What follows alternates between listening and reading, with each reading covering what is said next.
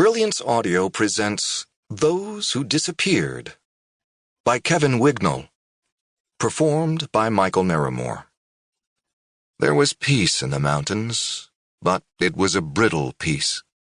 The hollowness in the air and the pristine expanse of the weekend's heavy snowfall might have promised something different in January, but late April was too late, and this felt like a dangerous place to be now. For Brett, that was part of the appeal. Since leaving the pension, he hadn't seen another person.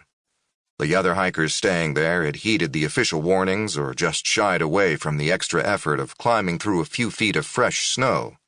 It was hard work, there was no question of that, and the constant dripping of water from the pine trees and the insistent gabbling of fast-running streams here and there within the forest were evidence enough that the warnings weren't empty threats. This was a winter landscape. But it was no longer winter, and its instability was everywhere around him, even in the air itself, which was not quite cold enough. Brett pressed on, and when he cleared the tree line, he got the first glimpse of what he'd come for. The Handeck Glacier stretched out ahead of him to the left, a sweeping frozen river of ripples and eddies filling the valley. He kept climbing, inching closer, and couldn't take his eyes off it, paying almost no attention now to the surrounding peaks and the fragile, glistening snowfields. He kept climbing until the river of ice was almost within touching distance below him. He'd expected the glacier to hum and crackle as he got closer, for its incremental movement to bristle through the clear air. But when he stopped walking, there was no sound at all. Not even wind or bird song, or the hum of distant cars or trains far down in the valley.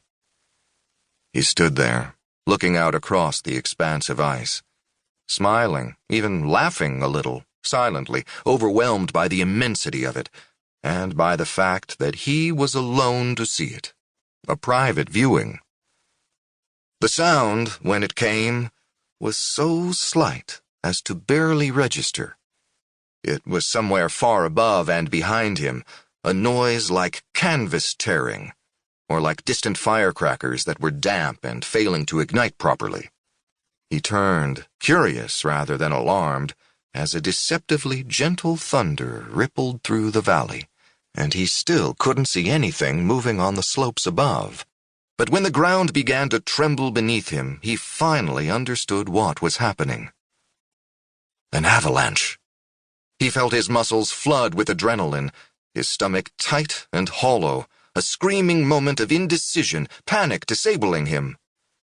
He looked back along the path toward the distant forest, far below him now. But there was no feature he could see to offer protection, nothing above or ahead of him either.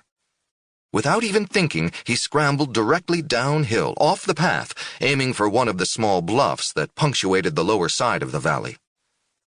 Even as he reached it and pushed himself hard against the rock face, the ground was thrumming beneath him and the air had turned white.